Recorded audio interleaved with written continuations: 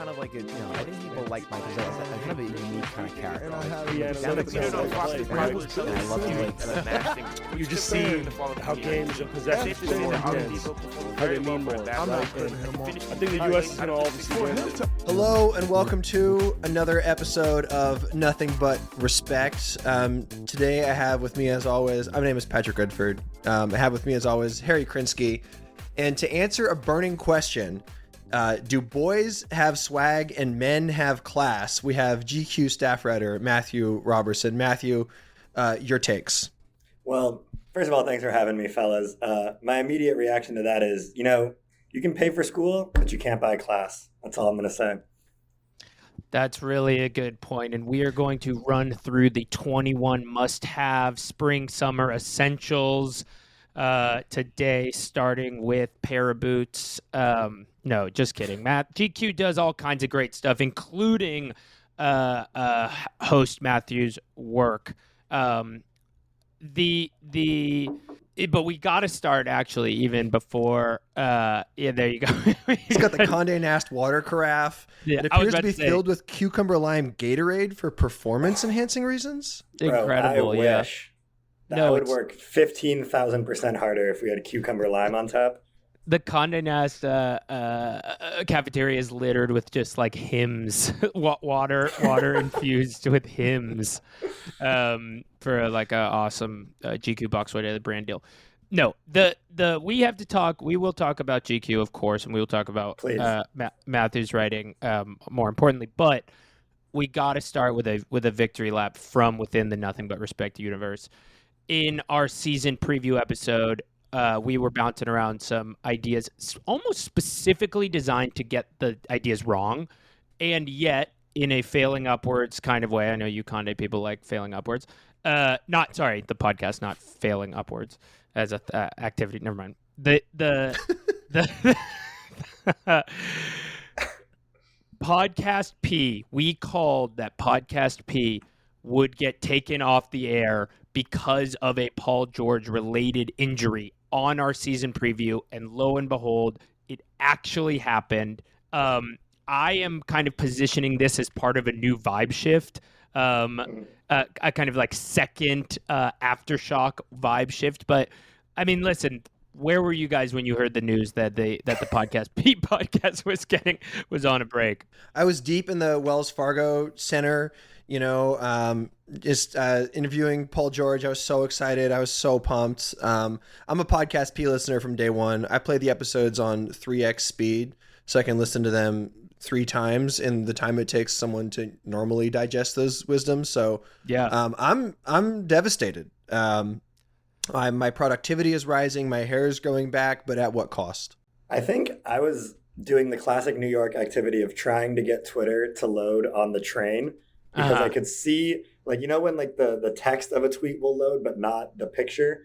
So I could tell that something had happened to Paul George, but I was trying to figure out if he had yet another injury or if something happened to his content. The funniest part about it, of course, is that he said he's putting the podcast on hiatus to focus on bringing the Sixers a championship, which is a hilarious thing to say when you're like 21 and 39 or whatever they are. They're right in the mix, guys. Anything could happen.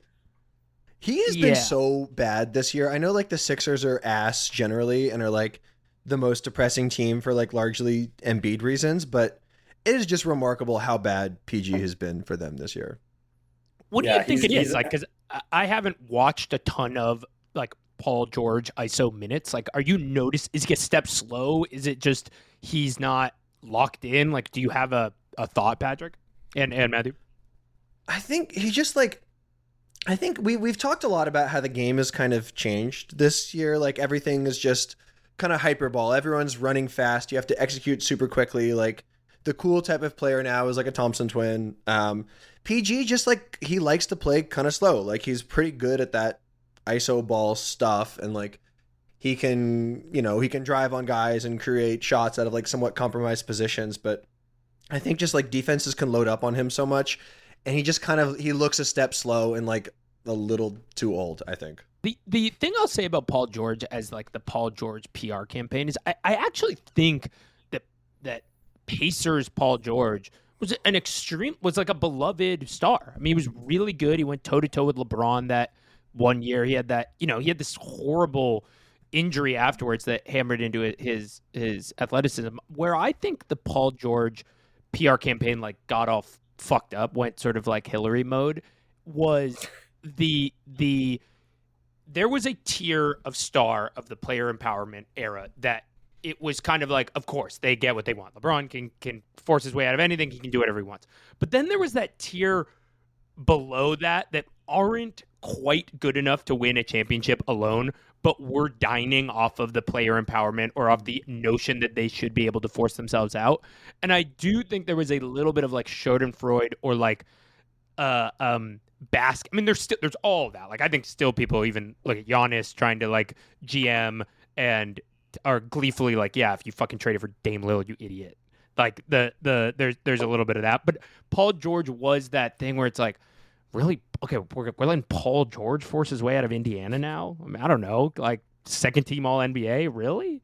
And so I think he took some like hate that is representative of this larger player empowerment backlash, to the face, and not delivering exactly for 6 years help.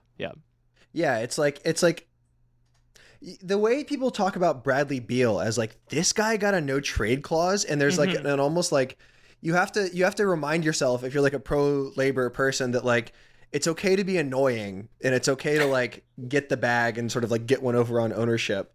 But yeah, I think that's like exactly the right read. Like that's like second tier of star. Like people hate John Wall for kind of similar reasons, I think. Right. And he's like sort of the same era, right? It's like, sorry, he was up when the salary cap went up. He didn't get to choose that. Yeah. Right. The problem should never be that your favorite basketball player got too much money. You should be mad at the front office for being terrible at their job, And like, yes, everyone deserves millions and millions of dollars. I hope that one day both of you guys sign max contracts. But if that does happen and your fans turn on you because you're not delivering the same, level that you were years ago, that is not your fault. That is the fault of the people who gave you the money that you maybe didn't deserve. Dude, I would love to be in a position where someone is doing this dialogue about me. Oh, can you imagine? It's like 3 years. They're looking at our Patreon numbers. We're at like, your efficiency is way down. Yeah.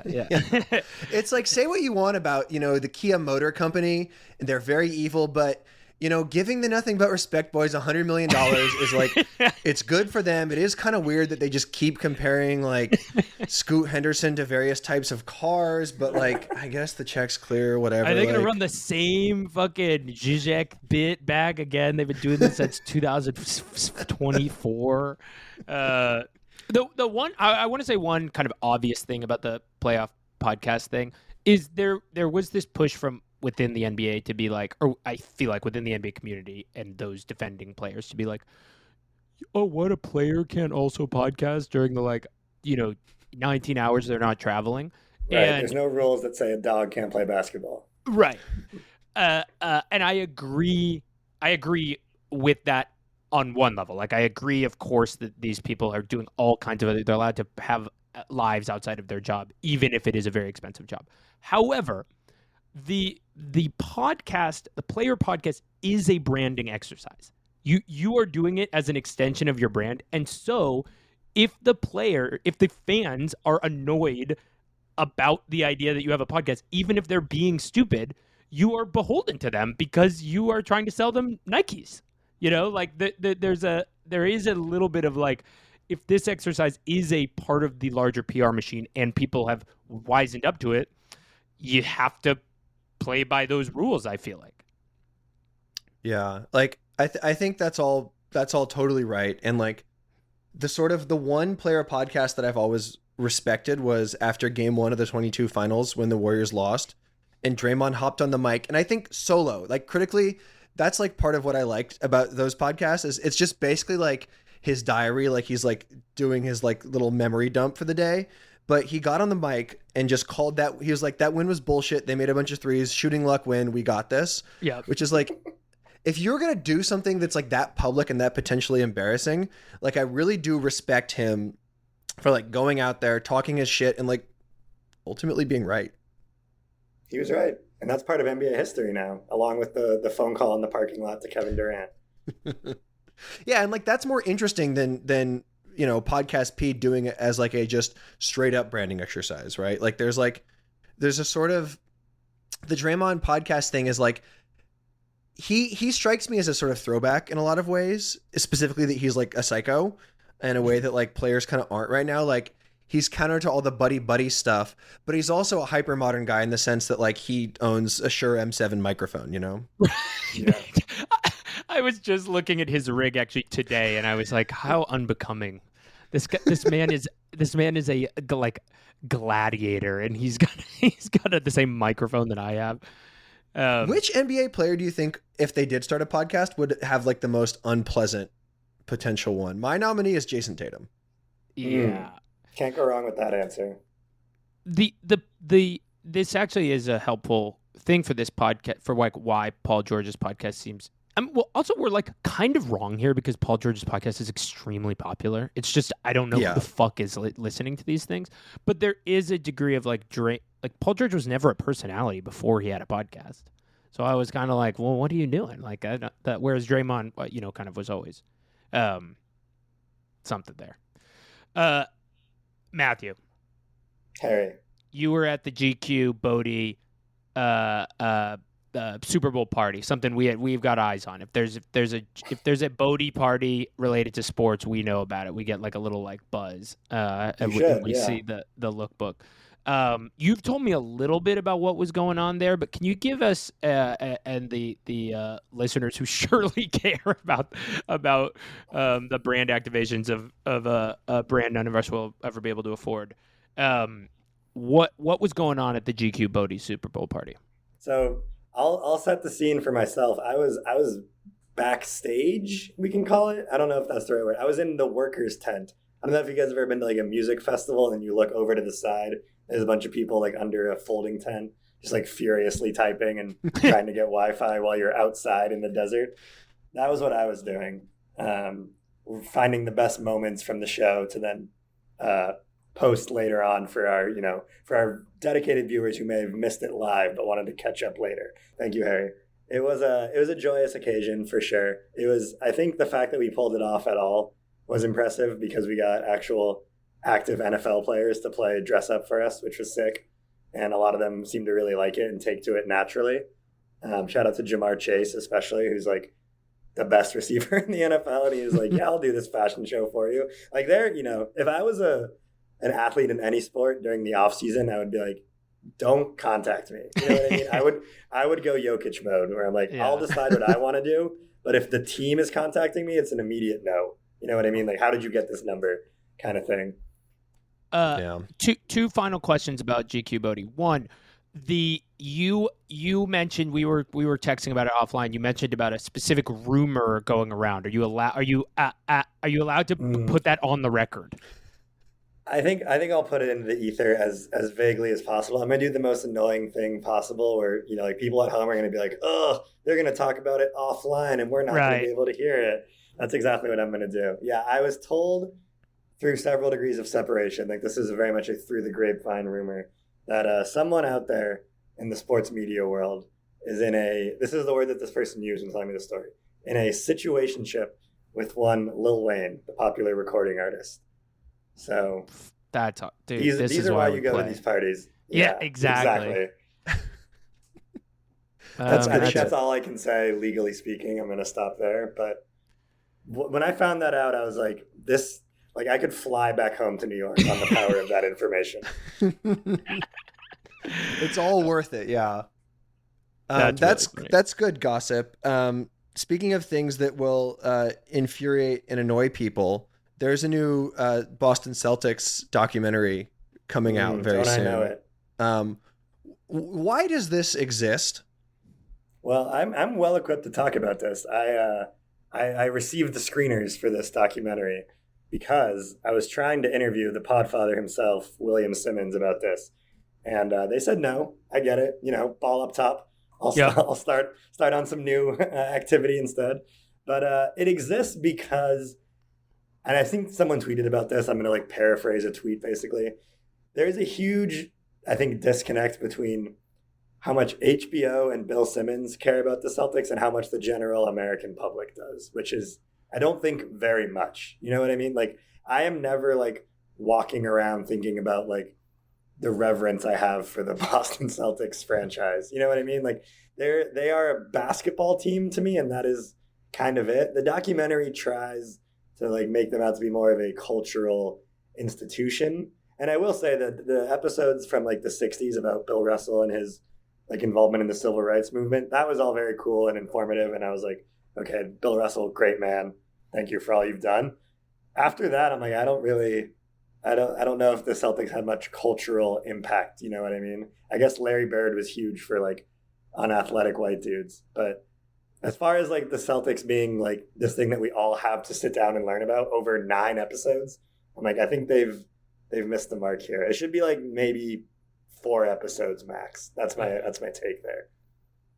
That's interesting, and I sort of wonder like, what is the narrative tension? Because that's so long, and I think the sort of the tragic comedy at the heart of this here is that like all of this is being done for like the second most prominent and like famous NBA franchise, and the Celtics to me are primarily most interesting when viewed through this like dynastic, like multi-decade rivalry with the Lakers, which is why I think people were so interested in that HBO show with Adrian Brody. Was it Winning Time? Is that what it was? Yeah, Winning Time. Yeah, like, that was interesting winner, because it Adrian had this like antagonist. So I wonder like what is like the thing that makes you, what is the narrative hook, I guess, to this like very large project? Is it just like the Celtics are important?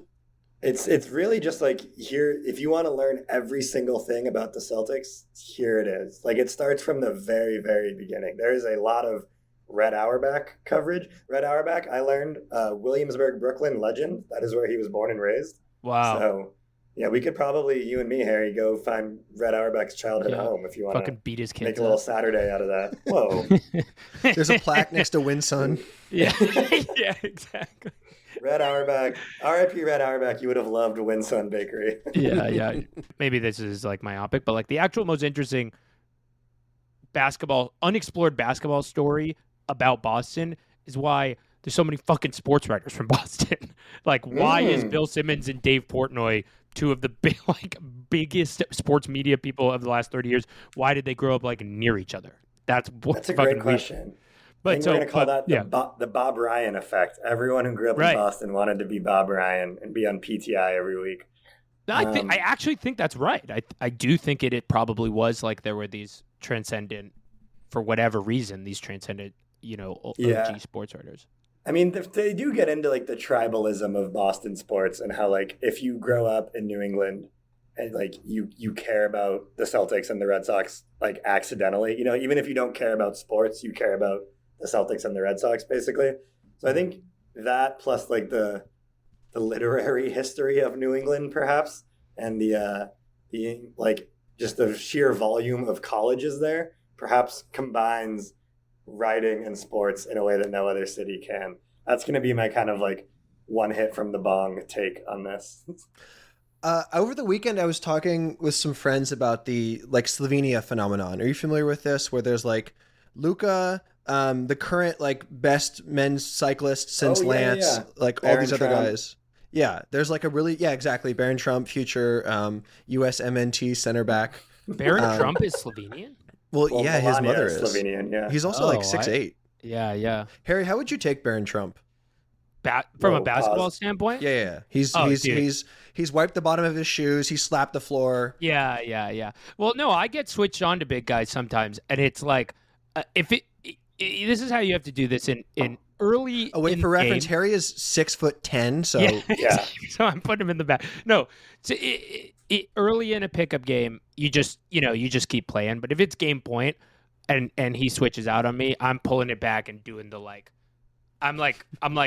It's time for Barron Island, dude. I'm gonna. It's Luka on Gobert all over again. Exactly. Yes. He's doing the Julian Newman dance. Yeah. Exactly. I bet Barron like would be the type of basketball player where like if you like you don't even have to do like a crossover, you just have to like switch directions and he would just like tear his ACL. I don't think he has any lateral movement whatsoever in that body. Yeah, he's quite tottering. But my very tangential point was like thinking about the Slovenian explosion, and there's been this sort of attempt to try to understand like, okay, A, why is this happening? And the most logical explanation there is like sort of, you know, or like a remnant communist sporting infrastructure where like people are just like put into these national like sporting structures. But then the more interesting question is like, why is it happening now? Like, Right. you know, years after the breakup of Yugoslavia. I think you can apply a somewhat similar logic to the Boston sports media phenomenon. Like there are like structural reasons of like, there are these 4 teams that win all the time. I guess I don't really care about baseball, but like the Red Sox didn't win for a long time and that was a big deal. There are like a lot of colleges. It's like a fairly like wealthy city. I've been there once and found it very strange. And then I It's think not great. you have like the Ryan to Simmons, like Simmons can be explained by Bob Ryan to some degree. And then like Portnoy can be explained as this like whatever comes after the second time as farce reaction to Simmons, basically. Completely. And like Harry and I have been talking about this, like there is an actual like on court and team building like tax that other teams have to pay for this. And specifically, I'm thinking about Marcus Smart getting a fake DPOY and then that costing the Grizzlies like 3 first-round picks to acquire and then dump him. And like, I actually do read that as like real basketball consequences to this shit. So my point is like, someone's got to do something about these guys. You guys should have someone from Boston on the pod to talk about this because I would love to hear an in-depth conversation about it. It's not like Boston is like, you know, like Detroit is a perfect example. Detroit was like a failing city for a long time when the auto industry collapsed. I don't think Boston has like the equivalent of that. Like Boston has been fine for our whole life. I don't know why they feel like they have to like prove themselves with like, oh, we, you know, walk to school uphill both ways kind of thing. It's very silly to me that Boston still acts like that, especially now that their sports teams are all good. If we had someone from Boston on, it would sound like that Chief Keef intro where he just talks shit as the beat gets gradually harder for like a minute. I guess this is a sort of forbidden take that I've been exploring the contours of taking, which is like the more and more I hear about this like put upon like false underdog bullshit, the more I like respect the institution of the Los Angeles Lakers. And this like I don't like this. I don't like how it feels. Oh, I God, like this is this. bad. To dissuade I me. like this take. But I do like that the public posture of that whole franchise down to their like state media, Ramona Shelburne types is just like, we're the best. Fuck you. Like that is like coherent with the spirit of competitivity and winning. Like that is how I want people. I want people at the top to be like arrogant assholes. I don't want them to be like, no one believed in us. No one said that Jason Tatum and Jaylen Brown and 9 guys perfectly suited to win and like psychotic coach and a 7'3" guy who can shoot threes is like, people doubted that team. They said Luka would win with his, you know, cadre of G League guys. Like it's just own it. Like be an asshole. Yeah, I'm with you on that. And the Lakers aren't as annoying about it, in my opinion, as like the Yankees and the Cowboys. The Cowboys have done nothing to deserve it, but they still have that energy to them. Like I feel like everything the Cowboys do is kind of like a dick measuring contest. Like, look at our stadium. Look at Forbes said we have the most profit in the league or whatever the fuck. Like they own it in a way that, you know, the Lakers do in a more quiet manner. And like the Yankees, they've just now let their players grow beards. Like they were doing light fascism for a long time. The Lakers didn't have anything like that, thankfully. Yeah, with the beard thing too. Even I kind of like anytime a team has an idiosyncrasy, even if it's like fascist, I'm sort of like, that's kinda cool. I'm like that dude. That's what it's all about. Like, fascism is fine if it creates a cohesive aesthetic for your baseball team. Exactly. Yeah. I mean, that's like, wow, that's the $1 million take right there. Do not clip that. Yeah, exactly. Moving into the last thing I'll say, because it transitions us, is to the point of like arrogant asshole owners. Like when the light years ahead comment was made, I was like, fuck yeah. I didn't agree with that, but I was like, that's what I'm talking about, dude. I want my guy third rail insane owning the team. Harry was and just like flexing in his room the whole time doing the LeBron shrug. Yeah. That's always like, I wonder if this sort of explains why there's been this, and you kind of see it starting to change now that he's 40. There's been like through most of LeBron's like first 15 years of his career, kind of this, you'll never be Jordan. You'll never even be Kobe. And a lot of that was just because he wasn't mean and like wasn't a dick like those. Like obviously like the Kobe act is all just kind of like Jordan cosplay, but I think people found it sort of strange when like the king does not act like the king. There sort of is like an opinion power vacuum that then gets filled by the haters and doubters that you can sort of like keep away from you if you just talk wild shit all the time. But I guess that just puts more pressure on yourself. I don't know. LeBron at his core is just a silly little guy. Like he's so silly, but then he became 6'8", 260 and amazing at basketball. Did you guys see the video that he posted on his own Twitter where it's like him, it's like an edit that someone made of him hooping, but it's set to Justin Timberlake. It's like, it's so funny. Like Sounds LeBron beautiful. James posted that. No, the best thing that happened to LeBron's PR, universe was him aging out of being able to jump over people and needing to embrace bully ball, because it made him a more kind of like a dominant, like alpha seeming player.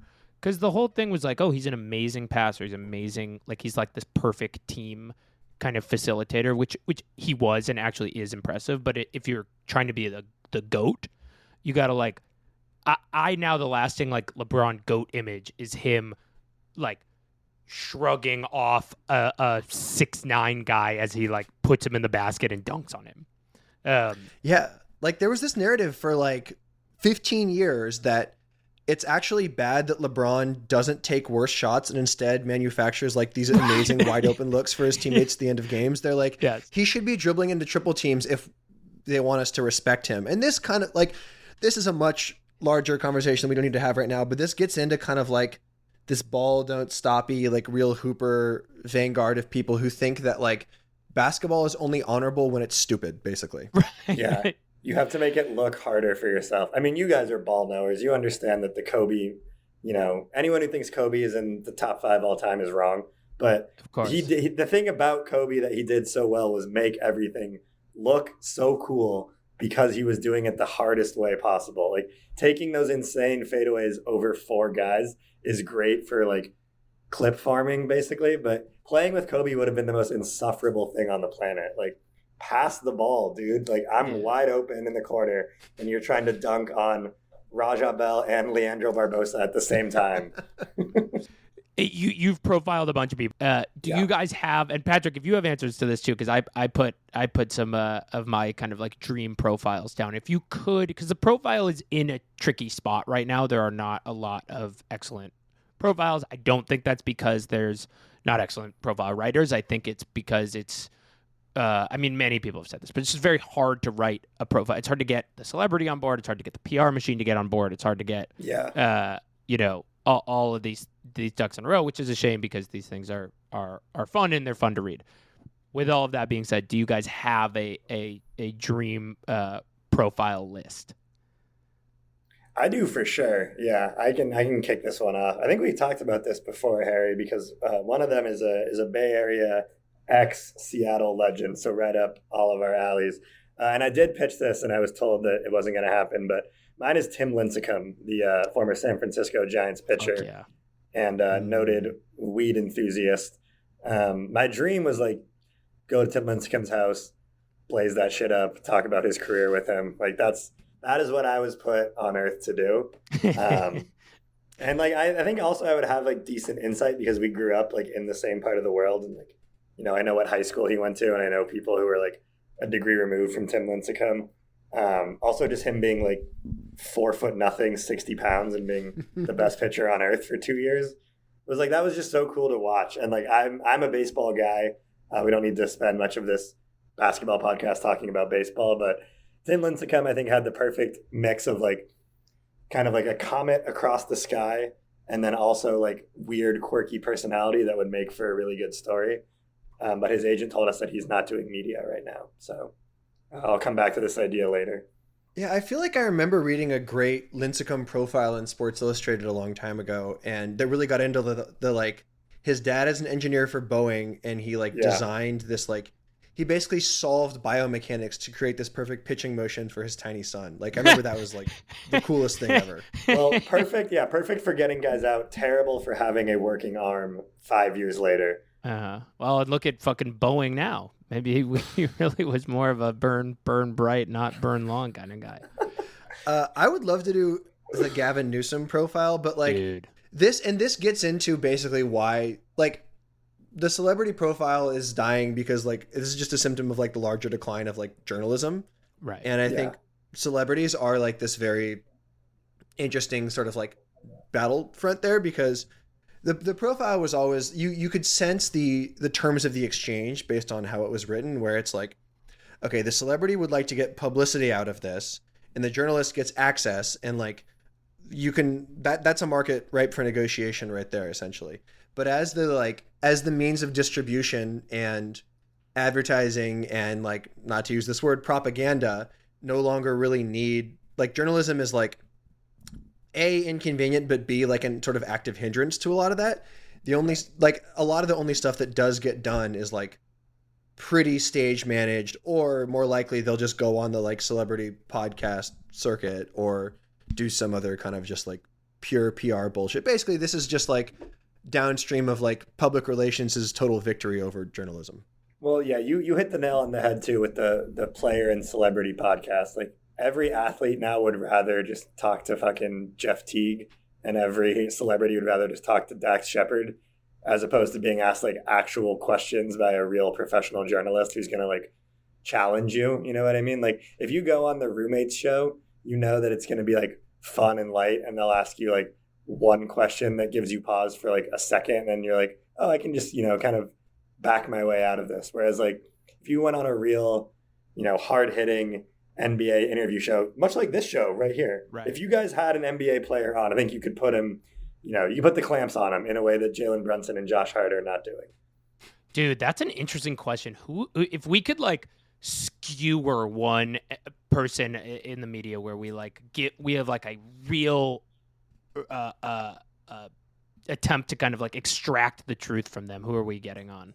Well, you know what I want? This is like something I desperately want, like no irony, no bit. I want some journalist to sit down with Jason Tatum, look him dead in the eye and be like, why do you think people don't like you?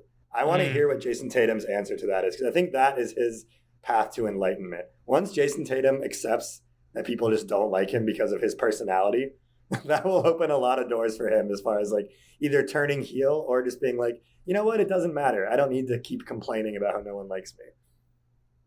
Yeah, Tatum's an interesting one. I was thinking Paul George for obvious and aforementioned reasons. Honestly, this is a good. All of this really makes me appreciate someone like KD this much more, because like he obviously has his like the Kevin Durant PR empire exists. Like he has his boardroom shit, whatever. But like he's also out here applying to like 193 follower accounts and just like talking about spin moves and like. This is a guy who loves basketball more than his own self-image, and like that I think makes him somewhat unique as a 2025 era superstar. So like we wouldn't be able to get his ass, he would get our asses, because that's just kind of like how he works. Oh, you guys would be fucked. Have you seen Kevin Durant's old MySpace page? Oh yeah. No, what's on there? I'm pulling it up right now. I do me and chill. Well, is that where that started? Yeah. I like to do me and chill or something. Yeah. Okay, no, it's I have fire. a screenshot of it. I'll show you guys. This is Kevin Durant on MySpace. It's beautiful. And there's one part where he says, so I'm assuming that the screenshot cuts off and you can't see the rest of his profile, but there must be a picture of him below where he's dunking. And on his page it says, yeah, that's me getting my dunk on and shit at the bottom. Right. I knew about that. It's so in line with how he is now. Like it says like I'm on disjoint chillin', dis spelled DIS, looking for youngins to chill with or just be friends. Really, that's so beautiful. Yeah, it's like you can see both his poster's heart and his kind of like the fact that he loves like he just loves basketball so much that he's not going to be polished. Like he really does just want to chill with some youngins, get some shots up. Like. I'm fascinated by his post-playing career. Like he could go so many different ways. Kevin Durant as a media personality would be the gift that just keeps on giving. Because I do think he will continue to post. I don't think there's any doubt about that, really. But like, what if Kevin Durant invents the new Twitter? You know what I mean? We can't rule that out. My this would not work now because well, I'll say is Greg Popovich is the person who I've always wanted to. This wouldn't work now because what I would want to talk to him about are silly things that are less important than his like current health issues. But I have always wanted to like grab him by the lapel and be like, "Why are you being mean on the interviews?" I hate it. I'm like, what's going on? Or like I would want to like bait him into being mean to me and then be like, that makes me feel bad when you say something like that to me. I'm trying to do my job and you're being mean to me. Doing restorative justice with Greg Popovich. Exactly. Because he's not a mean guy. Every account of him is he's the best person to ever walk this earth. Like he can be from any country on the world and he will find you and nurture you and make you into a beautiful seventh man on the Spurs. Yeah. And then and when he was doing the Craig Sager interviews, he was like, "Shut the fuck up, get out of my face. I gotta go beat the Hornets." Like it was very weird. I agree with you, Harry. You know, another NBA coach who coaches in Texas, who is actually maybe evil is Ime Udoka. I would love to read the like adversarial Ime Udoka profile or like Isaac Chotiner interview or something like that. Like that, because he's a guy who his players like love him and they would run through a wall for him, but like his psychopathy is clearly evident in that and like the way he coaches, the way he conducts himself. And then you could ask him like, "Hey, so what's it like to be so problematically horny that you got fired from the greatest NBA franchise 9-part HBO documentary of all time? What's up with probably that?" talk about it in episode 9. I'm sure they'll get there eventually. But that's a good point. I think with Ime, the players see him as a peer because he's like not that much older than them and they're horny too. So like, coach, maybe they're taking horny tips from him on the plane, like sidling up next to coach, putting your arm around him, and instead of pulling up the iPad to like break down film, you're pulling up like your Hinge likes. Like, Ime, how would you approach this? This is now we're podcasting about podcasting, but I was listening to an episode of TrueAnon where comedian Adam Friedland mentioned that he had heard that Ty Lue has a crazy roster. Oh. So maybe NBA coaches, like especially the sort of like young NBA coaches, are out here. Like, is Ty Lue single? Is he a bachelor NBA coach? God, I don't know.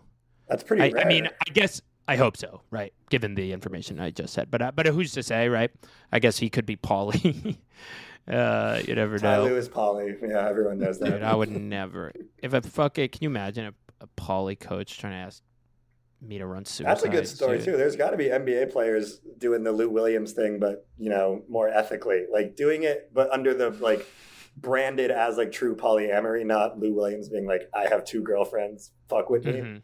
Yeah.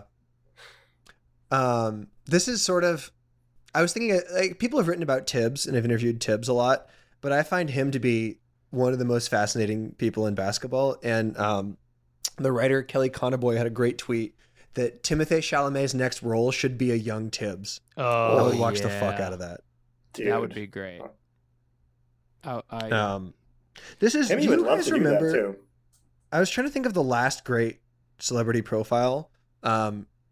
Do you guys remember? There's the Jeremy Strong New Yorker one, and I think one of the reasons, I mean, I thought that was great, but also I think one of the reasons people liked it so much is it felt like the old like profiles you would get as recently as like, I don't know, 2017 or whatever, where it's like the writer is really just gonna get into some shit with like the subject, and it goes to this like, it basically like the point of the profile is to explain what is this famous person actually like what about their psyche makes them like this, and it answered that. You guys remember the Katie Weaver Justin Bieber profile? I think it was in GQ. No, like a decade ago. It was great. Sure it was like, do. I mean, I remember she got hired there to basically do celebrity profiles, and this one was so good. She asked him about his lost monkey, and he like got very serious. And I like, I mean, it's designed to make you feel like you understand the person. And I feel like with just the PR shit, it's just like more artifice. It's just the person as a branding exercise, and obviously there are like pitfalls to trying to like humanize every impulse or try to like analyze, from the point of view of, okay, they're famous, like everything about a person, but I do miss it.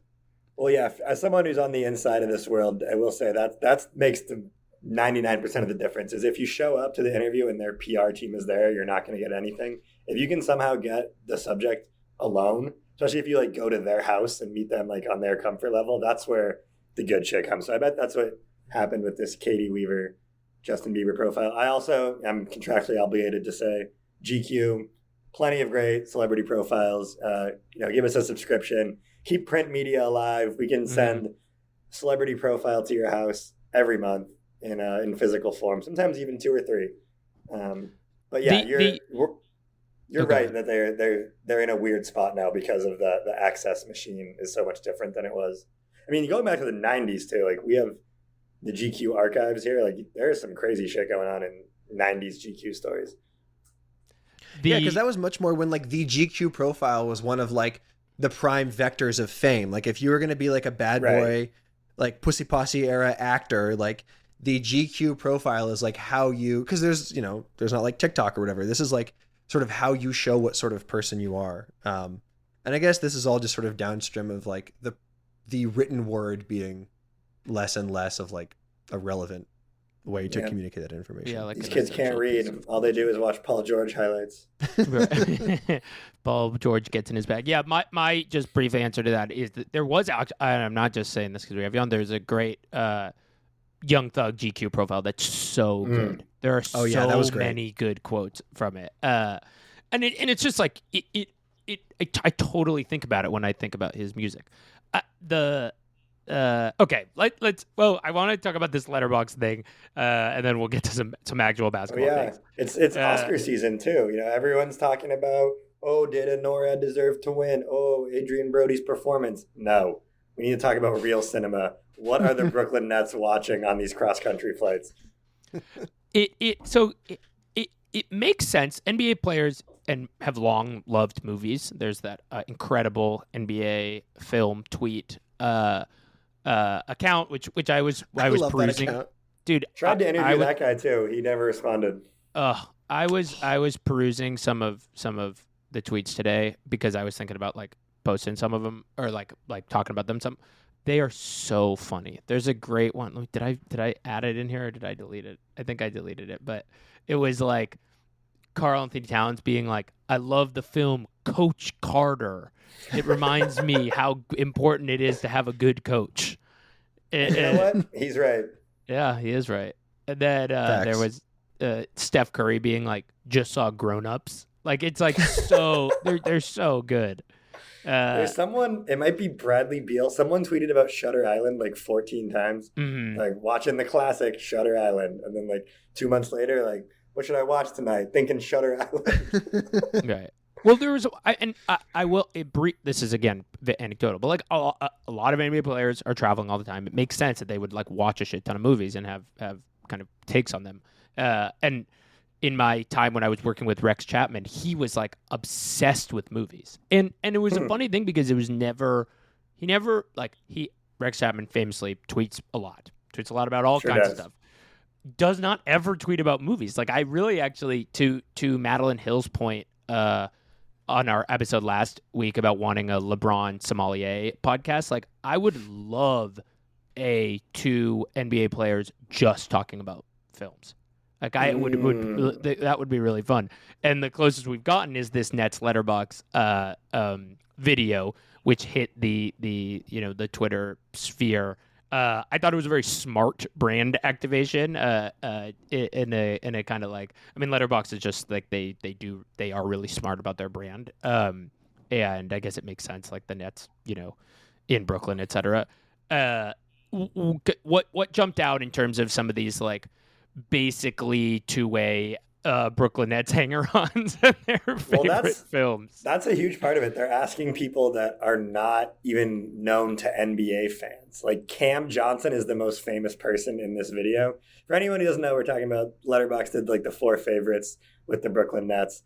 And we got some, I would say, classic dumb guy representation. You know what I mean? Like Dark Knight Rises. That was like, I would have bet my entire life that someone was going to say that. Also, though, okay, so for me to answer your question, the thing that jumped out, I'm going to butcher this guy's name, but Tosin Evbumwan said Home Princeton Alone. legend. Okay, he said Home Alone, and then some guy off camera goes, "What about Cars?" So Tosan Evbumwan at some point announced that he loved the movie Cars, and whoever this person off camera is was like trying to get him to say that. That's what I want to know. I want to know how often this grown man in the NBA is watching Cars. I mean, That's beautiful. Someone said Hancock. Someone did say Hancock. Their favorite movie is about the alcoholic superhero played by Will Smith. Hell yeah. I saw that in theaters. So did I. I liked it. Yeah, me too. I wouldn't put it in my top Are you 4, guys but on Letterboxd? oh yeah, I'm not on Letterboxd. What happens on Letterboxd? I'm totally all I know is that one of my best friends has a secret letterbox that he won't let any of us find, that I'm like determined to find someday. that's I love Letterboxd. What goes on? I mean, I have like 9 people that look at my Letterboxd. I follow those 9 people, and then I follow Max Reed, who is like, I would say, a power user. Max Reed, my entire feed is Max Reed liking and responding to various Letterboxd things and watching films, which is all that's why I follow him, is for that type of shit. Takesman, a true takesman. You can, but I even just mean like he's just like out here liking a random review of like Insidious. You know, like he's out here. Okay. You can get a beat on what the rewatchables are going to be because you just peep like what Sean Fantasy's logging on Letterboxd on a Wednesday. So for the real heads out there, but mostly it's like me making like little jokes to 9 of my friends. But it's good to know where a movie falls in terms of like where do you relate to it in other movies, and I also think it paves the way to enjoy. It is sort of the ball don't stop, like bucket getter perspective of movies, where like you can watch a movie like Shooter, which is bad, but you can watch it as a 3.5-star movie, just being like, yeah, this is like a bad kind of like JFK facsimile movie that I had like a kind of good time watching. And that does open you up to a whole new. I feel like it opens your aperture for like the capital MID middle class of movies. Can I try a take? And Yes. I'm advancing over some thin ice here, having not seen this movie and having just asked what's up with this platform. But Megalopolis, Yeah, Razzie winner, Oscar. First of all, have you guys seen this movie? I have. No. No. Okay. Here's a theory. The way people talk about Megalopolis is like, what a fucking piece of shit. Movies are back. Right. Is that also sort of how people talk about movies generally? Is there any sort of vibe similarities there, or am I being stupid? I Or both. think that's correct. I do think there is this. I remember. We're way outside of basketball now, but I just want to. We just passed the hour mark. It's fine. Right. You can do whatever you want. I remember reading a bunch of articles about the film Once Upon a Time in Hollywood, because there was a lot of discourse around the film. And I was reading all these profiles before I even watched it. And then I was like, it just snapped in my head. I am exhausted about thinking about movies before I've fucking seen them. Like, Yeah.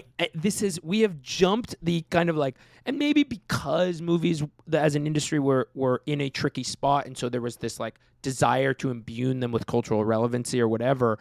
But I was like, can I just watch the fucking movie? And so I'm so with you on this, Harry. Like, discourse about movies is for losers. That's my take.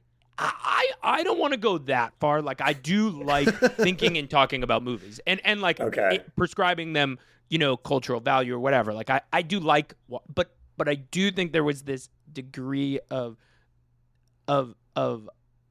forcible, like jolted return to just being like, this is supposed to take up an hour and a half of my time and like be fun.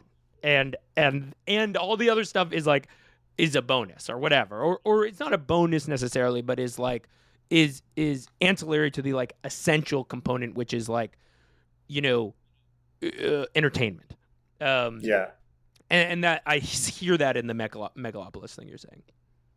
Yeah, that's that. Thank you. That answer makes a lot of sense. I'm just thinking about like the movie that made me sort of like annoyed with this and kind of have this take. Like Once Upon a Time in Hollywood was sort of a similar thing where like if you wanted to, basically like if you want to, you can go into any movie knowing like the reasons why you're supposed to be annoyed with it. Yes. Like when I sat down to watch The Brutalist, I was like, okay, it's time to figure out what level of Zionism we're working with here. Right. And then 20 minutes in, I was like, I think I'm just going to listen to the music and watch the movie and think, damn, that's crazy. Yeah. Which is that's what I was going to say. Yeah. Like I'll speak for myself to not, piss off the film heads who listen to this. When I watch a movie, my thought is either, did I like this movie or did I not like this movie? If you're not a paid movie critic, you don't have to think critically. You can just be like, yay, that's so much more fun. That's exactly how I approach movies.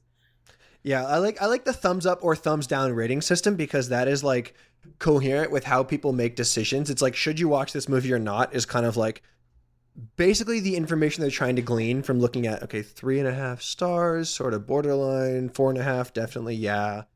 That all makes sense. Like, did you guys see La Chimera this year? No, but I want also no. Oh man, that was my favorite shit of the year. And I think what I liked about that is like the ways that it's like sort of gnomic and inscrutable are like not really have little to do with whether the movie is good or not. Like it's just great on its own terms. And like the things to analyze are sort of totally discourse proof, which like I love, I'm a big discourse head and a big movie discourse head, but like that movie is great because to talk about it, you have to talk about like what makes it a good movie, basically. Like there's no like, Anora sex worker discourse or anything that's like, interesting, but also like not really part of the movie, I guess. To me, it's all it is the dialect between these two things. It's the dialect between Mamba mentality and LeBron team building. Like it's all always been the same thing. It's we're just in a kind of like a metasis. He brought it back. Speaking of, I want to pitch a few other. Wait, can I get my last movie takeout about Anora? Please. Yeah, go ahead. All right, you guys ready for this one? Sex work. I sure hope it does. Oh. That's good. Yeah, I watched Anora with my dad at the Roxy Theater in San Francisco. What was his take? Yeah, his take. He just kept being like awooga, and I was like, dude, dad. Your dad asking you, was that back shots? Is that what you call it? Not great. Your dad being like, now you live in Brooklyn. Can you take me there? Is this what it's like over there? Yeah. I had to pick his tongue up off the ground. Something my main Anora take was the role, and maybe I don't think I've said this in the podcast, but the role that weed plays in that movie, I think, is a totally underexplored, very funny thing that if like blogging, maybe if Substack was like 6 months more advanced, we'd have this blog written. But I want like a real weed head to write about like the sort of meaning and psychic heft of like weed usage, the way it's used, the frequency. And I like that. Because that was something that was so striking, is just like everyone's like smoking weed and partying all the time, but like I feel like it's used to signal like a certain type of like hedonism and stupid. Here again, I'm doing discourse, but anyway, I want to read that blog. Yeah, so someone welcome write back, that blog. Vice. Yeah. Hey, that's what we're asking for. Okay, here I'm gonna pitch a few because the Letterboxd. I love the idea. We talk about being tired of the same old stuff, but we're never proposing new solutions, new frameworks. So here I'm going to. Okay. What if the San Antonio Spurs partner with Field? Okay. And we get like a live profile reveal of Jeremy Sohan's freaky ass. Like, can you imagine the Jeremy Sohan Field profile? Man. One NBA team had a dating app patch, right? It was the Clippers with Bumble. Somebody had a Clippers Bumble had patch, Bumble. I think. Yeah. That was the Clippers. Yeah. That was Wow. Dude, Ben Simmons on Bumble, just fucking sick. Oh my God. only Simmons is time on he the shoots Clippers. first. Ha Like that. That's good. Damn, we're killing it. Is Wait, on Bumble. Ben Simmons' Bumble sounds like him driving to the basket. That's good. So I feel like the Spurs makes sort of a little bit of sense, but Texas, not really a real fucker state. yeah. Honestly, San the Antonio Nets- Field probably goes San Antonio Field is probably a tight knit community. Yeah, the Nets really got to get on field. The Nets got to embrace, the polycules of North Brooklyn. I feel like the Nets as a team should just like go outside, like within like a mile radius of Barclays Center and just see what happens. That should be their dating experiment. Be like, Form hey, a pasta factory. yeah, Dude. send Daron Sharp to fucking what's that beer bar, DSK. And just see what happens. See what happens to him. I think that could be a great piece of content. Well, the Kyrie and KD pulled up to Brooklyn Bridge Park a few times to like throw alley oops to kids and stuff, and it was awesome a few years ago. They should we get like get Cam Johnson to pull up to like Maria Hernandez Park or something and like go to a reading. There we go. Okay, next one. Warriors, specifically Steph Curry in Architectural Digest. Him just showing that he's like, and this is the view that I have paid $700 million in lobbying fees to maintain. There could be something there. Obviously, Luka Grub Street diet would be spicy. He could have some fun with it. Luka just, like kind of balancing irony where he's like, because he could take it in a few ways. He could riff on the fact that everybody is sort of like bashing him for being fat, even though he's like not fat, obviously. And no, it's not nobody, he's whatever.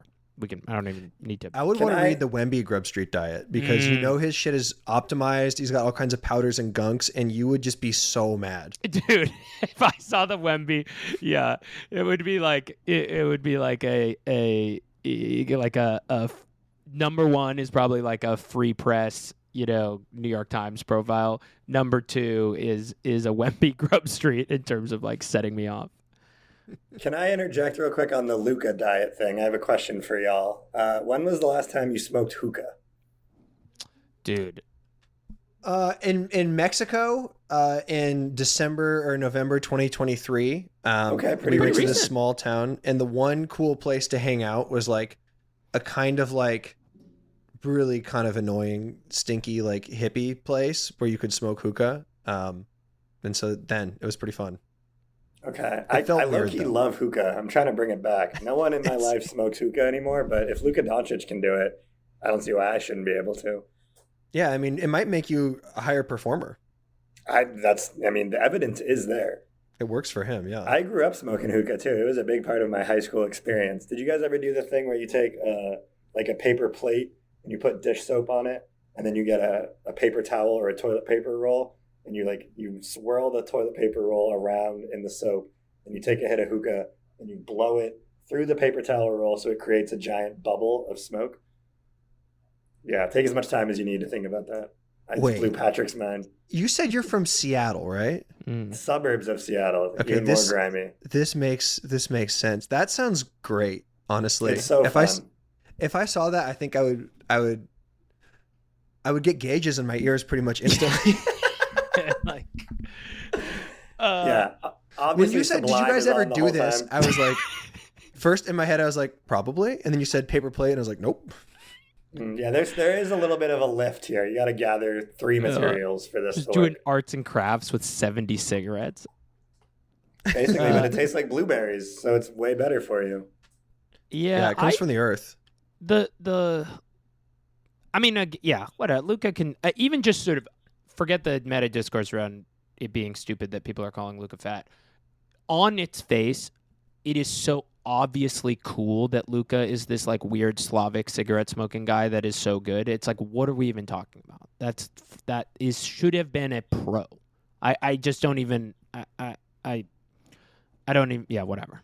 Yeah, and I'm just generally fascinated by what athletes eat and like how much they have to eat and like when and how hypertuned it is, and like I feel like it would fuck up your relationship with food. Like something I think a lot about is when offensive linemen retire, they instantly drop like 100 pounds because it's like, wow, I can like eat what I want. I don't have to just like torture myself by eating like 10,000 calories of protein a day or whatever.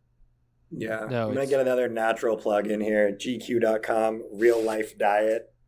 We have done several with athletes. I did one with Drew Holiday, and he talked about how like within the span of his own NBA career, like the whole shit has changed. Like you used to like go into the arena and like the pregame meal would just be like that arena's concessions. Like they'd have like, oh, tonight we're in Memphis, so we're eating FedEx Forum chicken tenders before the game.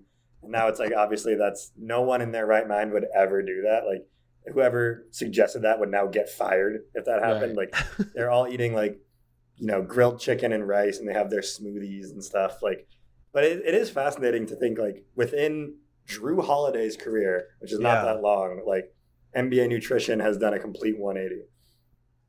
That's interesting. That like I feel like that like is a pretty from that you could extrapolate all of this like kind of style of play stuff, professionalization stuff. Like the we talked about optimization of society.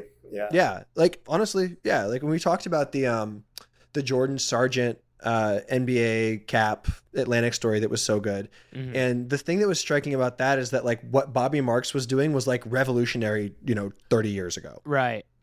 And now it's like now there are like LLMs that can do it, it's sort of on command. Final few I had. One, Michael Porter Jr. obviously Red Scare would go fucking crazy. Wow. Here's my impression of Michael Porter Jr. being told anything by any host. That's crazy. Yeah, talking about how the Milady Come on, you'll get there. NFTs are in fact actually ironic riff on pedophilia and not pedophilia themselves. That's crazy. The last two, these ones I actually believe. Washington Wizards, the Dodo collaboration could go crazy because specifically I heard that Jordan Poole, while he was at Michigan, kept 2 cats in his freshman year dorm room. Oh, that's great. So he like fucking loves cats. Oh, So, he's like a big cat guy, right? Yeah, Like, did he just do a loves media cats. hit about this? yeah. Which I've obviously Another Jordan Poole dub. another exactly. He seems great, honestly. Like I would Yeah. love to kick it with Jordan Poole. I wrote a story on the band Hippocampus. You guys familiar with them? No. Mm-mm. What's up with They're that? like really like just like 4 indie boys from the Midwest who make like very like sunny, catchy, like festival staple music. But anyway, they told me that one time Jordan Poole DM'd their band account and was like, "Yo, the music is fire. Keep it up." So sick. That's awesome. I'm just gonna set an early marker down. 2026, 25-26 is gonna be Jordan Poole's year. I like He's that. gonna like reclaim a level of seriousness on the Cooper Flag Wizards. They got like Koulibaly running around making plays. Maybe Alex Sarr learns to use his limbs, and all of a sudden, like Draymond is just like putting up a crisp 5-5-5, and all of a sudden there'll be the like Jordan Poole Renaissance stories in like December 2020. I cannot wait. It's gonna Jordan I like Poole this. learned how to be a pro. The punch that changed his career. yeah. I love that. It's like from literal punching bag young guy to now like seasoned vet. Like what a cool story he's had. I'm into it. I'm all And for we it. can Okay, also get the baddies report from DC. What are the courtside baddies looking like? right. Okay, we're running long. Do you guys have a little bit longer to talk actual basketball? Of course. Yeah, I can go for a little bit. That's what I'm Okay. here for. Let's talk. Patrick, I want to clear out for you to start because you are the basketball focused writer among us. Though of course you're doing all kinds of other shit. What were we? I asked everybody to do Zach Lowe style 3 teams that they're looking at for the last final third of the season. What was your number 1 team most intriguing final third team? So going through this process, you look at the standings and you're like, okay, there's the bullshit teams we don't really need to care about. There's each conference has their like obvious 1 seed, don't need to care about. And then within those 2 polls, where is the most like interesting sort of hinge point in the standings? That was my process. So my teams were the Pistons, which Matthew, That was you my also team. had. Yeah, look at this. You got to Because- you got to do more like Zach Lowy. Do Zach Lowe? They were on my list too. Number 1 on my list. Look at this. The paradox. Because I look at the Eastern Conference standings and anything below 6 is just like that image of SpongeBob walking down the hallway where it's like the Miami Heat are going to be in the like I don't give a fuck. Right. And then above that, it's like the Knicks are not intriguing. They've been just like ready for the playoff. The regular season just kind of doesn't matter for them. Yeah. I also I do not want to see another Bucks Pacers series because both of those teams annoy me. And that series, especially after Giannis was hurt, was just ass last year. Yeah. So the Pistons are currently 6. They're like right in there with the 4 or 5. Pistons Knicks would be fun, but I would want my ideal first round is Knicks Pacers rematch with the Knicks healthy, and then Pistons Bucks battle for the soul of the Central Division. Pistons are fun as shit. Malik Beasley just makes like 9 threes off the bench and shakes his ass every game. Jalen Duren is really good at he's like really good at big man stuff if you could only run in like the 4 cardinal directions. Like he doesn't super have like the sense of like where he is at all times, but he's really good at like jumping straight up and down. Once he learns about diagonals, it's over for the league. It's over for the league. So they're my number 1 most interesting team. Yeah, I have to agree. I think also the thing about the Pistons that's so fascinating to me is that like they have to decide like, are we the scrappy underdog? Like, oh shit, can you believe it? Like we're ahead of schedule, or are we actually good?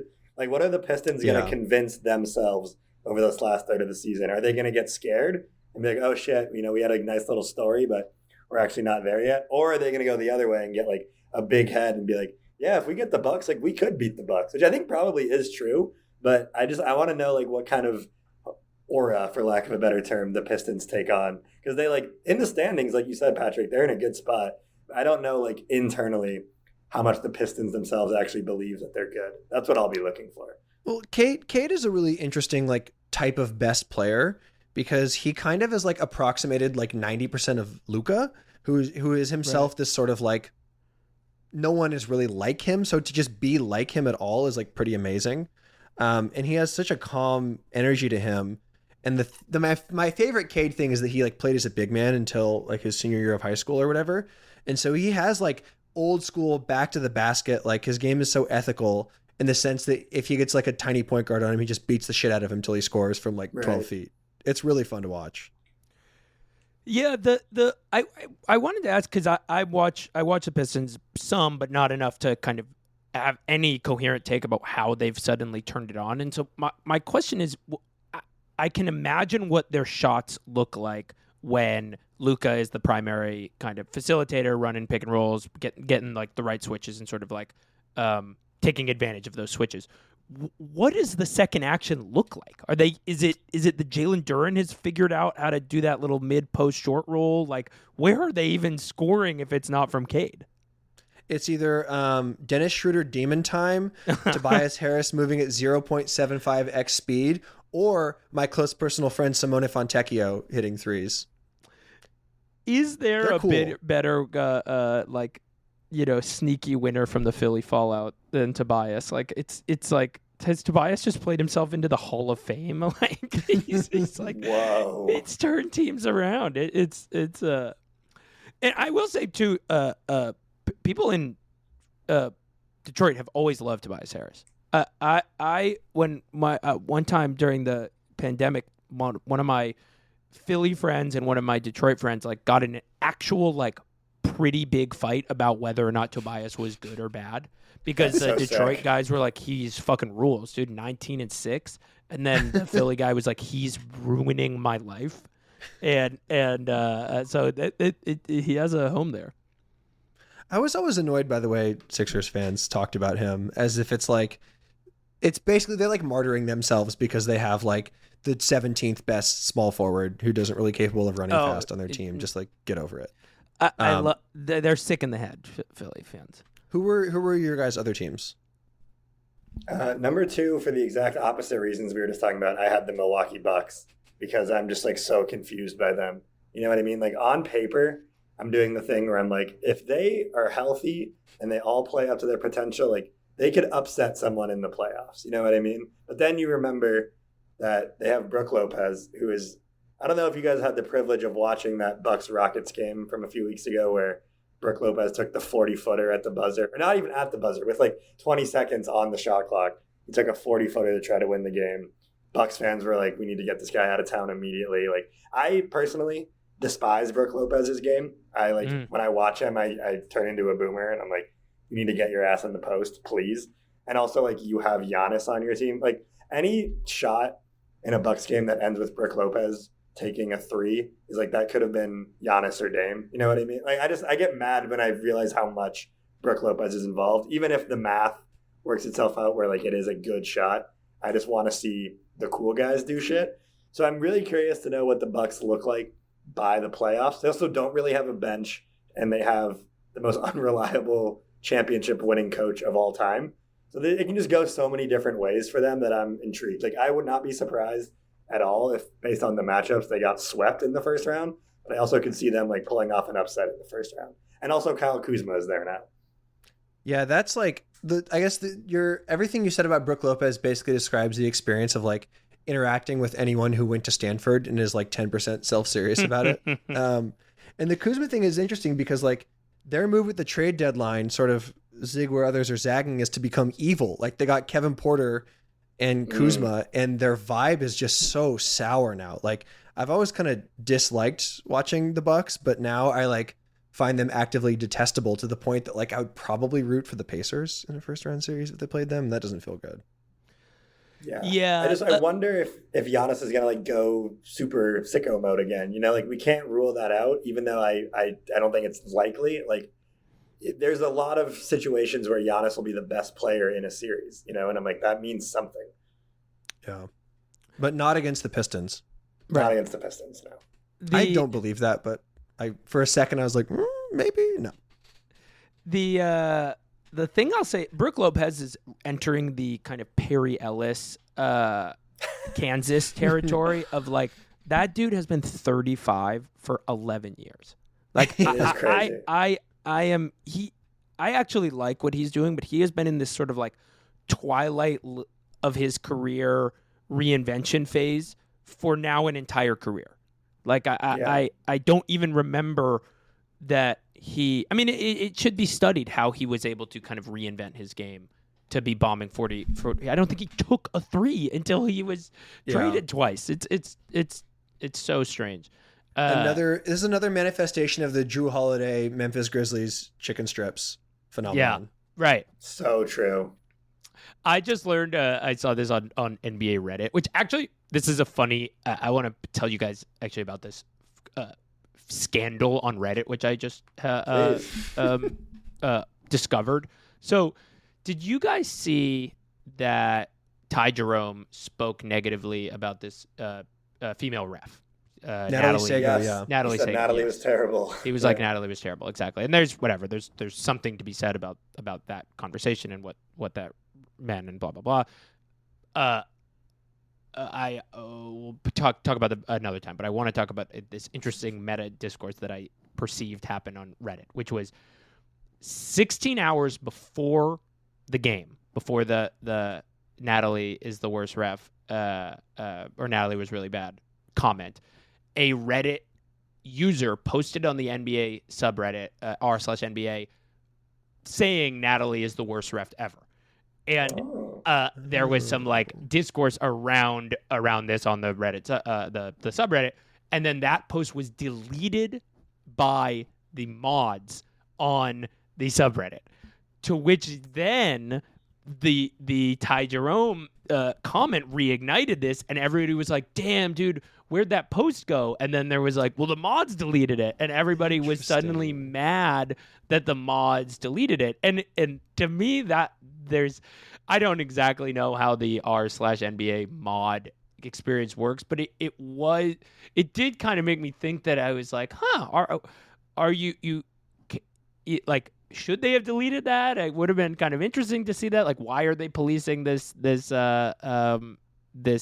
But also, if you didn't know the context of what was about to happen, is that just somebody being misogynistic? Like, how do you interpret a one-off, like, without all the context of somebody just being like, this random female ref is bad, or if all ref, I don't know. It's an interesting. There's a rich thing there, but that was a little drama I saw on r/NBA today. Did Ty Jerome post it himself? That's what I was thinking. Oh, I like that. Actually, is an interesting take. Who else did you have on your list, Matthew? Just very quickly, I had the Rockets, because there's this big clump of teams in like the middle of the West, and the Rockets are like, not. There was that time when everyone's like, Amen Thompson's the best player in the NBA, and then they lost like 7 in a row or whatever. And I just watched them lose at home to the Kings in a game where Sabonis did his hamstring like 30 seconds in, and they kind of got pieced up by Valanciunas. And the Rockets are so fascinating because they do like everything right except for have the best player on the court ever in any game. And then I had generally the 6 through 10 in the West, which are all separated by half a game. Those are I guess it's like 7 teams for the price of 3, but like it's hard to really pick any one of them. I guess the Warriors are the most interesting, but like that context is weird. I had 2 teams in that universe. One was the Clippers and 2 were the Warriors. The Clippers, I kind of like the Clippers. I like this team. The fact that they are the 6th seed and they just got Kawhi Leonard back, somebody who it is unlikely, but it is not impossible that he could play himself into being one of the 6 best players in the NBA. Along a well-coached team and a team that like can weirdly hitch in a lot of different ways. They can go giant with Zubac. They can go tiny with Ben Simmons at center. They beefed up their bench in the fun way. Bogdan Bogdanovic is a great like one of the sneaky. Was he buyout or was he like thrown in the trade? But he's an effective. We were texting about this. He's had a bad season this year, but he is a guy who could conceivably, score 18 points in a playoff game or whatever. So I am intrigued. To me, if there is this sort of unofficial, tier 1A and then second tier of which like the Lakers, people are talking about the Lakers in this like they're the second 2 tier. seed right now. The Clippers, the Lakers, wow, the Los Angeles Lakers. Well, okay, but then if there's that like, oh, maybe the Warriors could do something. I legit think the Clippers could find themselves in a second round of the playoffs, like with like, oh wow, Kawhi and James Harden are 2 of the 3 best players in the series or whatever. Yeah. Then second thing I gotta of course talk about the Warriors, but more specifically the downtown dead-eyed Dutchman Quinten Post, the real reason that the Warriors have become the best or one of the better teams of the last 10 games. Quinten Post is going to be in Rookie of the Year voting. Even though he played like 35 games, he is. If the Warriors say the Warriors finish as like a 6 seed or whatever, like really kind of go crazy, he is shooting 43% from 3 right now. Wow, he's good. He is like, and he's 24 years old. Like Luka is 25, so he's a rookie, but he's a very old player by NBA metrics. And if you buy the notion that it's kind of getting professionalized all the way down, then, I don't know if we want to he just doesn't strike me as like your average rookie big man who you usually pencil them in for being like a complete defensive liability and a lost cause until they can kind of get 75 NBA games under their wing. Like he moved. I've tried to buy in on like a James Wiseman rookie year. I've seen what a big man who has no fucking idea what they're doing looks like.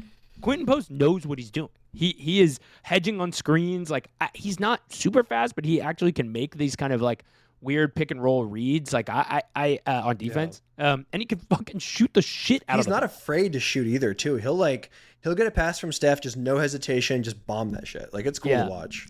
My brother pointed out that he looks like one of those his shooting stroke kind of looks like one of those Japanese robots that they made that shoot, where it like catapults it directly in. That's sort of what he's got going. And then the final thing I want to say, which is about the Sixers, which is, the Sixers are in danger, right? It's the Sixers are in big it's over mode, and a lot of people are speculating that the funniest possible outcome, or maybe the most disastrous possible outcome, is they get the 7th draft pick, which then goes to OKC, and the OKC wins 60 some odd games and gets a team.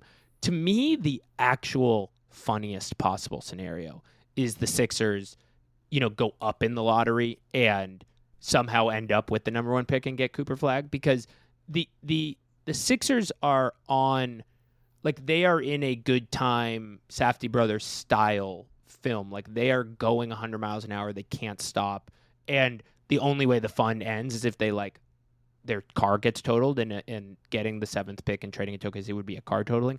I would like the music to keep playing. Like, I want them to get Cooper Flagg. I want it to go horribly.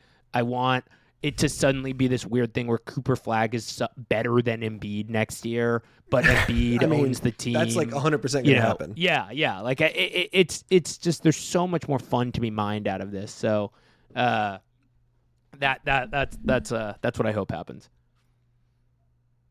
Yeah, I think that's great. I want the same thing that you want. I want the Sixers to just be a calamity of errors all the way down the stretch. I want to see like who they, like in game 80, who are the Sixers putting out there? When everyone has shut it down for the season, like it's going to be hilarious. It's going to be one of those graphics that like the next time the Sixers are good, their fans will be like, if you weren't here for this, don't get on the bandwagon now. And it's just like Ricky Council starting in every position. Hell yeah. Yeah, exactly. It's the Rights to Ricky Council will be a podcast. That's good. I feel like that's a good place. That's a good. Wait, Matthew. Before we go, just last thing. Who was your third team? Oh yeah. My last team was the Suns, and I just put in the Google Doc Phoenix Suns parentheses. Will they kill themselves? Dude, it's bleak. Yeah. Yeah. Really Cancun watch has been over because they're there mentally. It's done. It's so sad. And did you see the shit this weekend where like they're gonna trade KD this summer? Yeah. Yeah. KD to the Pistons. Write it down. I would love that. KD was speaking very frankly on the Draymond Green podcast about just like he was like, yeah, I turned down the Warriors trade, like, but we'll see. He is entering. I think you're totally right.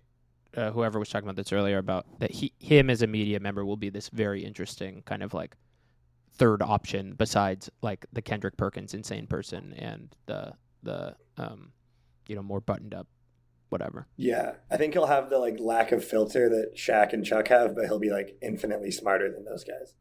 Yeah, that's perfect. All right, cool. Well, thank you, Matthew, for joining us. Where can people find you if they want to read your work? Great question. Yeah, GQ.com. I mostly write about sports, but I've branched out since then to do some other stuff. As Harry mentioned, I interviewed Claro not too long ago. Did a fun profile on Alan Richson. Are you guys Reacher heads by any chance?